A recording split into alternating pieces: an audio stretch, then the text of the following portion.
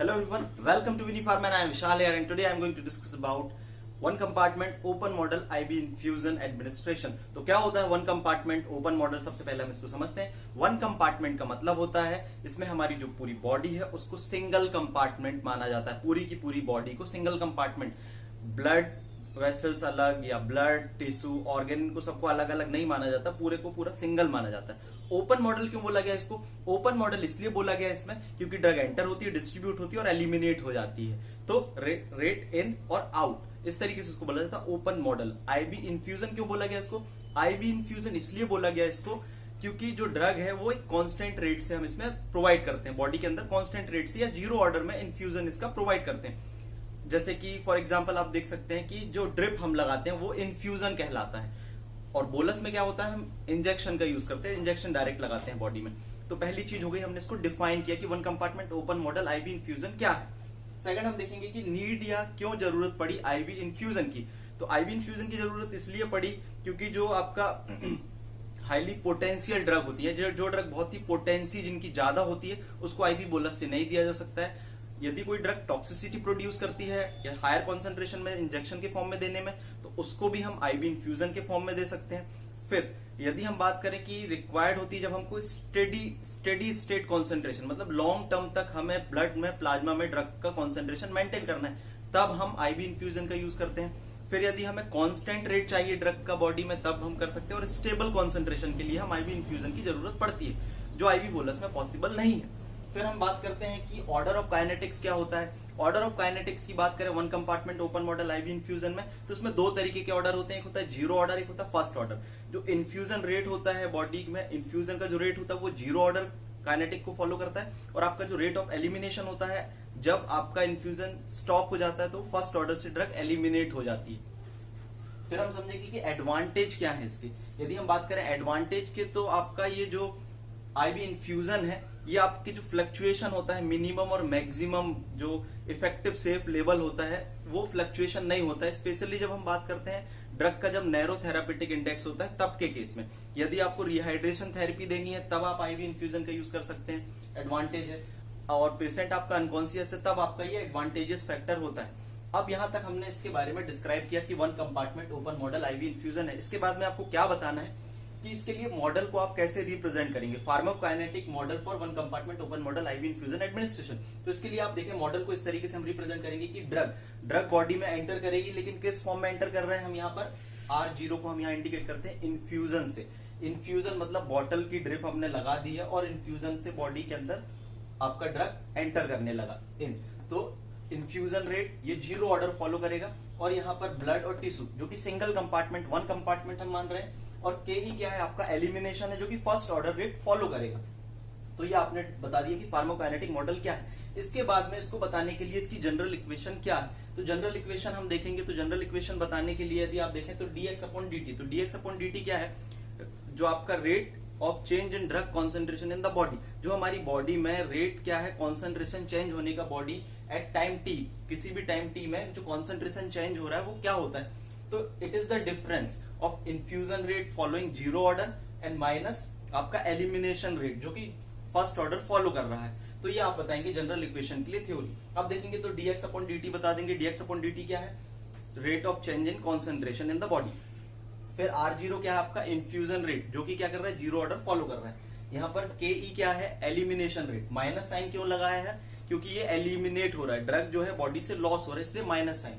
फिर x क्या है आपका, amount of drug present in the body remaining to be eliminated, body में कितना अमाउंट ड्रग का प्रेजेंट है जो कि एलिमिनेट होना बाकी है। तो ये हमने बता दिया general equation for IB infusion के लिए। सेकंड आपका आता है कि इसके जो पैरामीटर्स होते हैं वो डिटरमाइन करना, जैसे कि एलिमिनेशन रेट कांस्टेंट, आपका इसको बोलते हैं half life, AUC volume, apparent volume of distribution, इसके अदर पैरामीटर डिटरमाइन करना पड़ता है। तो पैरामीटर डिटरमाइन करने के लिए हमें इक्वेशन सॉल्व करनी पड़ेगी।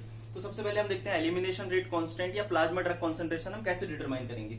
तो आपका जो इक्वेशन थी dx upon dt R0 first equation, इसको हम क्या करेंगे, इसका इंटीग्रेशन और रीअरेंजमेंट करेंगे। तो इंटीग्रेशन के बाद हमको इक्वेशन क्या मिलेगी, x is equal to R0 upon K E, 1 minus E to the power minus K E T, ये इक्वेशन 2 हो गई।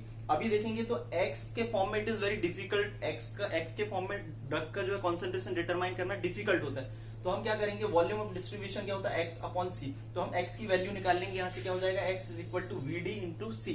तो वी डी इंटू सी की वैल्यू यदि हम यहाँ पुट करें x की जगह, तो V D into C is equal to R zero K E one minus E to the power minus K E T. ये इक्वेशन थर्ड हो गया आपका। फिर हम क्या करेंगे, वीडी को यहाँ शिफ्ट कर देंगे, वीडी को नीचे शिफ्ट कर देंगे तो इक्वेशन क्या हो जाएगा आपका, concentration is equal to R zero upon K E VD one minus E to the power minus K E T. Equation 4 जो आपका इक्वेशन 4 है, यदि हम उसमें देखें के ई इंटू वीडी क्या होता है, ये होता है आपका क्लियरेंस। बॉडी में जो आपका ड्रग का क्लियरेंस होता है वो के ई इंटू वीडी होता है। तो हम के ई इंटू वीडी की वैल्यू रख देंगे तो क्या हो जाएगा, C is equal to R zero upon clearance T CLT 1 minus E to the power minus K E T. तो ये हो गया आपका फर्स्ट इक्वेशन। इक्वेशन 5 आपने क्या, इस इक्वेशन से कॉन्सेंट्रेशन, प्लाज्मा कॉन्सेंट्रेशन आप बता सकते हैं। R0 इन्फ्यूजन रेट है, क्लियरेंस CLT आपका जो है क्लियरेंस हो गया, और ये आपका इक्वेशन। इसके बाद में सेकंड आपको इसी में क्वेश्चन कई बार इस तरीके से पूछ लिया जाता है कि स्टेडी स्टेट इक्वेशन को डिराइव करना। तो स्टेडी स्टेट में क्या होगा, स्टेडी स्टेट क्या होती है, जब ड्रग का कॉन्सेंट्रेशन आपका क्या होता है, आपके प्लाज्मा में आपका स्टेबल हो जाता है। तो इसको हम किस तरीके से देखेंगे, इसको हम ये भी बोलते हैं इन्फ्यूजन इक्विलिब्रियम और स्टेडी स्टेट। तो इसको समझने के लिए हम देखें, स्टार्ट में जब हम किसी बॉडी में किसी को ड्रिप लगाते हैं तो स्टार्टिंग में क्या होगा, उसका जो इन्फ्यूजन रेट है वो 0 होगा। इन्फ्यूजन रेट 0 है तो एलिमिनेशन क्या होगा, कोई एलिमिनेशन नहीं होगा। लेकिन जैसे जैसे इन्फ्यूजन रेट बढ़ेगा कुछ समय के बाद में, after some time infusion rate will increase, लेकिन एलिमिनेशन रेट अभी भी कम होगा। एलिमिनेशन रेट कम नहीं होगा। ये कब तक होगा, एलिमिनेशन रेट आपका इन्फ्यूजन रेट हायर रहेगा, इन्फ्यूजन रेट ज्यादा रहेगा और एलिमिनेशन रेट कम रहेगा। क्यों, क्योंकि अभी स्टार्टिंग में आपका एंटर स्टार्ट करता है बॉडी में एंटर होना। अब हम बात करते हैं कब तक होगा, जब तक कि आपका रेट ऑफ एलिमिनेशन इक्वल ना हो जाए रेट ऑफ इन्फ्यूजन के। मतलब कि आपका प्लाज्मा ड्रग कॉन्सेंट्रेशन जो है कांस्टेंट लेवल को रीच ना कर जाए, तब तक ये होगा। तो इसी कंडीशन को कि जब हम इन्फ्यूजन देते हैं तो बॉडी में स्टार्टिंग में 0 इन्फ्यूजन होता है, कोई ड्रग नहीं होता बॉडी में, अमाउंट प्रेजेंट नहीं होता है। फिर थोड़ी देर बाद में इन्फ्यूजन बढ़ता है और एलिमिनेशन और आपका जो है इन्फ्यूजन जो है इक्वल हो जाता है, उसको हम बोलते हैं स्टेडी स्टेट। तो स्टेडी स्टेट में देखें तो चेंज कुछ हो रहा है क्या प्लाज्मा कॉन्सेंट्रेशन में, नहीं हो रहा है। तो हम dx अपॉन dt की वैल्यू यहाँ पर 0 एज्यूम करते हैं। यदि हम यहाँ पर 0 एज्यूम करते हैं और इक्वेशन में पुट करते हैं तो इक्वेशन क्या हो जाएगी, आपका जो आपकी फर्स्ट इक्वेशन फर्स्ट में हम dx अपॉन dt की वैल्यू 0 पुट करते हैं। तो 0 is equal to R0 minus K E X. R0 infusion rate और एलिमिनेशन रेट कांस्टेंट और amount of drug in a body present to be eliminated. तो इसको हम रीअरेंज करेंगे, तो रीअरेंज करने में हमारा इक्वेशन क्या हो जाएगा, के ई एक्स को हम यहां पर ले आएंगे तो प्लस साइन में आ जाएगा, K E X is equal to R0। मतलब कि आपका rate of elimination is will be equal to the rate of infusion. अब यदि हम देखें तो x को यदि हम देखें तो x क्या हो जाएगा आपका, स्टेडी स्टेट में हम क्या, स्टेडी स्टेट में x will be equal to the x steady state. तो यदि हम इसको फॉर्मूले में पुट करते हैं तो क्या हो जाएगा आपका, K E S X S S steady state is equal to R0। अब यदि हम बात करते हैं x की, तो x क्या होता है आपका, वॉल्यूम ऑफ डिस्ट्रीब्यूशन के पॉइंट ऑफ व्यू से x को हम निकाल सकते हैं। वॉल्यूम ऑफ डिस्ट्रीब्यूशन आपका होता है x अपॉन सी। तो x अपॉन सी, तो x की वैल्यू क्या हो जाएगी, x की वैल्यू हो जाएगी volume of distribution into c। तो c को हम स्टेडी स्टेट कॉन्सेंट्रेशन के फॉर्म में लेंगे तो x की वैल्यू हम यहाँ पुट कर देंगे। तो x की वैल्यू पुट करेंगे तो क्या हो जाएगा, volume of distribution concentration at steady state will be equal to the R0 upon K E को हम यहाँ शिफ्ट कर देंगे, के को नीचे शिफ्ट कर देंगे।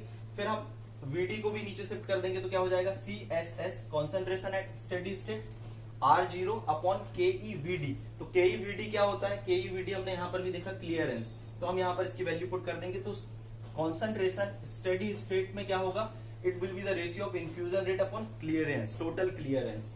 तो ये आपका क्या हो गया, स्टेडी स्टेट की इक्वेशन आ गई कि स्टेडी स्टेट में कॉन्सेंट्रेशन क्या होगा। तो ये एक पैरामीटर हो गया। अब इसको हम ग्राफिकल फॉर्म में रिप्रेजेंट करेंगे तो यहाँ पर हम यहाँ पर प्लाज्मा कॉन्सेंट्रेशन ले लेते हैं और यहाँ पर हम टाइम ले लेते हैं।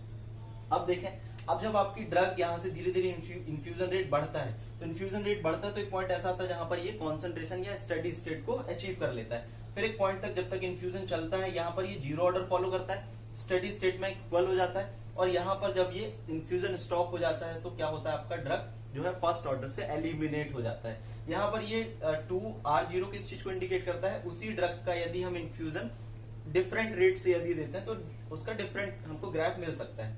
तो ये हो गया आपका स्टडी स्टेट के लिए। फिर इसी में यदि हम देखें स्टडी स्टेट कॉन्सेंट्रेशन की वैल्यू क्या मिली, infusion rate R0 upon clearance CLT।